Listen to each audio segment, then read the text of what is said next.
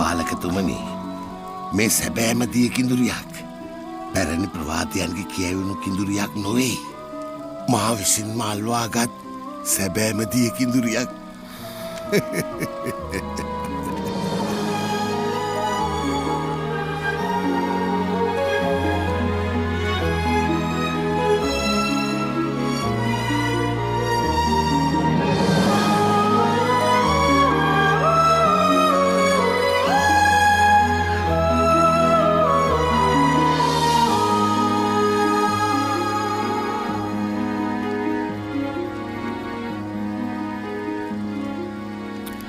ඔබ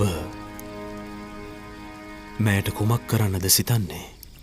චිනිශීහුවාග අධිරාජ්‍යගේ සොහොන්ගේ සදා නොනිමෙන පහනක් දැල්වෙනවා.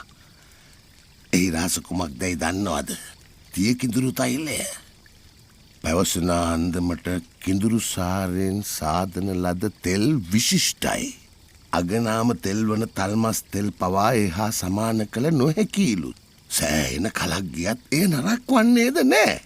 මෙහි වටිනාකමට මිලක් දිය හැකිද? රාජකාරිය අකුරටම ඉටු කිරීමත් හොඳ හිතත් නිසා මාලද වාසනාවක්නේ. ඔබවන් හොඳ හිතක් ඇති රාජකාරී අකුරටම ඉටු කරන්නෙකුට මෙසේ පවසන්නට වීමත් කනගාටුවක්. ඔබතුමා පවසන්නේ කුමක්ද? මා සියල්ල පරීක්ෂාවට ලක් කළා. මාට වැටහුණේ නෑ. ඔබ යැන් දහසක් ගෙවා ඔය තනතුර ලබාගෙන ඒ වගේ තුන්ගුණයක බදු මුදලක් දීවරයෙන් අය කරගෙන තිබෙනවා. එනම් දරුණු අපරාධයක්. දැඩි දඬුවමක් ලැබේ. බොහොම මෑතකදී රජතුමා අණ කළා වැසියන් පීඩාවට පත් කරමින් බදු අය කරන්නන්ට දැඩි දඬුවම් පනවන ලෙසට.